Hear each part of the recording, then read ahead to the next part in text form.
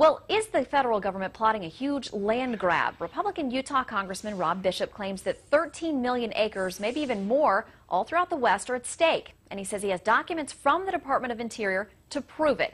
Congressman Bishop is kind enough to join us now to talk about this. Great to have you today. Thanks for being here. And it's nice to have you in D.C. because you're actually vacationing here this week. So instead of going home, you're with us helping the local tourism industry. It's a great place to be with you always, yeah. All right, so let's talk about this potential land grab issue.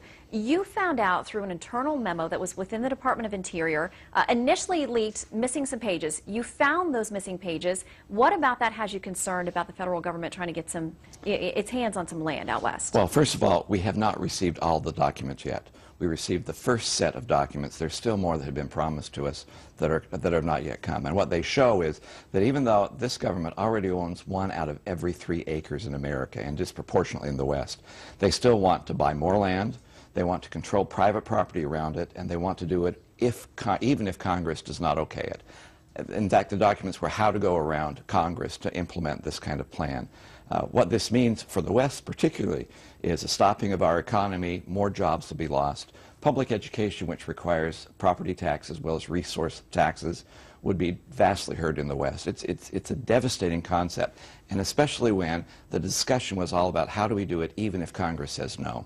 All right, so we want to make sure that we include the response that we've gotten from the Department of Interior, their explanation for this. We have a part of that we want to show you. They say the preliminary internal discussion draft, referring to this memo, reflects some brainstorming discussions within BLM, the Bureau of Land Management, but no decisions have been made about which areas, if any, might merit more serious review and consideration. They say they're trying to be wise stewards of the land. Is that a good enough explanation for you? No, because even though it may be brainstorming sessions, it still tells me what they're planning on doing, and they have implemented those along the way. So there are efforts to try and expand how much money they have. They want to be able, even though we have a $15 million backlog in maintaining the lands we already want, they have already passed some pieces of legislation to give them $1 billion a year to buy more property to expand what we already have.